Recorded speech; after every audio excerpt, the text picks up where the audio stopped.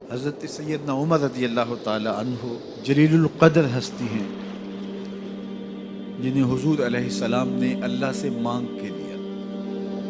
سارے صحابی رسول کریم صلی اللہ علیہ وآلہ وسلم کے مرید ہیں، لیکن جناب عمر میرے حضور کی مراد ہیں۔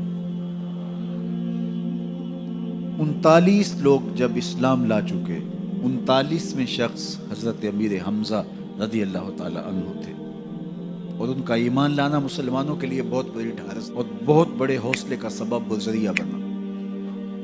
تو میرے حضور نے ہاتھ اٹھا لیے، کہا اے اللہ، ایک شیر دیا ہے امیر حمزہ، ایک شیر اور عطا کر دے، اب تیری مرضی، عمر بن خطاب دے دے یا عمر بن حشام دے دے۔ حضور دعائیں مانگ رہے، اور یہ ہاتھ میں تلوار لیے غیظ و غضب سے بھرے ہوئے گھر سے نکلتے ہیں کہ بانی اسلام کا چراغ ہی بجھا دینا ہے۔ راستے میں ایک صاحب ملے اور کہا کہ عمر، تیور کوئی اچھے نہیں لگتے، خیر تو ہے، کدھر جا رہے ہو؟ کہا چراغ اسلام بجھانے جا رہا ہوں، یہ روز کا مسئلہ ختم ہونے لگا ہے میرے ہاتھوں۔ مسکرا کے بولے گھر کی خبر تو لو۔ کہا میرے گھر کو کیا ہوا؟ کہا تمہاری بہن فاطمہ بھی نوکر بن گئی ہے رسول اللہ صلی اللہ علیہ وسلم۔ غصے سے بھرے ہوئے اپنی بہن کے گھر کا رخ کرتے ہیں، اندر سے قرآن پڑھنے کی آواز آ رہی، غصہ اور بڑھ جاتا ہے، دروازے کو زور زور سے کھٹکھٹاتے ہیں۔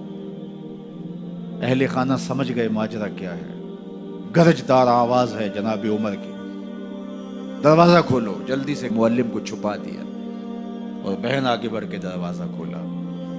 کہا تم سابی ہو گئے ہو، دین چھوڑ دیا تم نے، بتوں کی وفا ترک کر دی اور بے تحاشا مارنا شروع کیا۔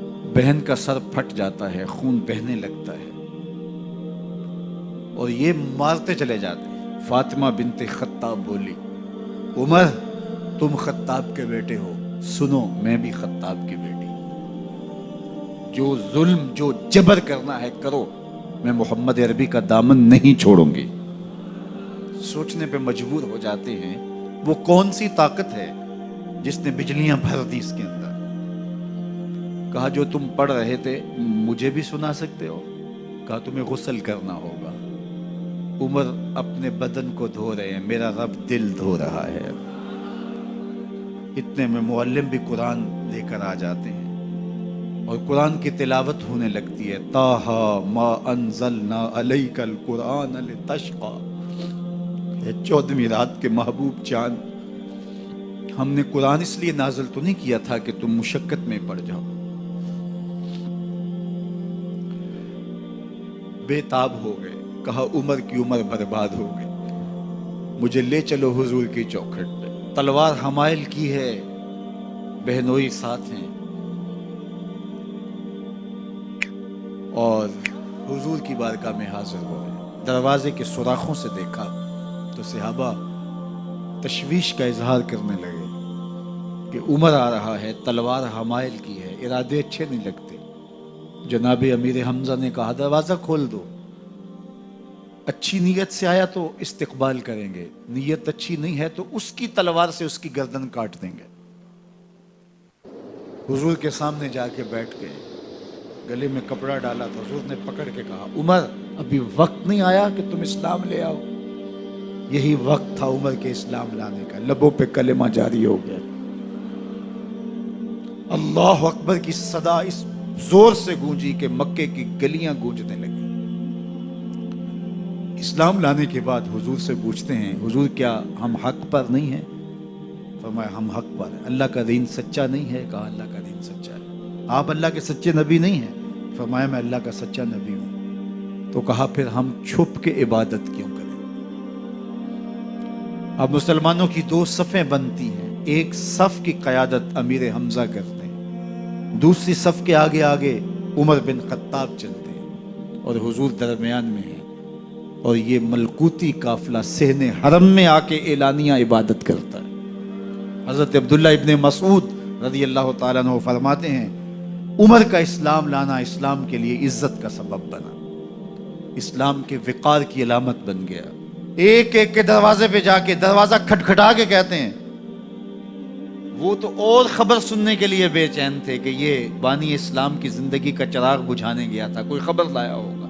وہ کہتے ہیں آؤ عمر کدھر آئے ہو؟ کہا تمہیں بتانے آیا ہوں، کمزوروں سے پنجہ آزمائی کرتے رہے ہو، آؤ میرے سے بات کرو، میں محمد عربی کا نوکر بن گیا ہوں۔ اللہ اکبر۔ میرے حضور نے فرمایا جب اچھے لوگوں کا ذکر کرو تو میرے عمر کا ذکر بھی کیا کرو۔ میرے عمر کی زبان پر حق بولتا ہے، سچ بولتا ہے۔ ان الشیطان یفر من ظل عمر، عمر کے سائے کو دیکھ کے شیطان بھاگتا ہے۔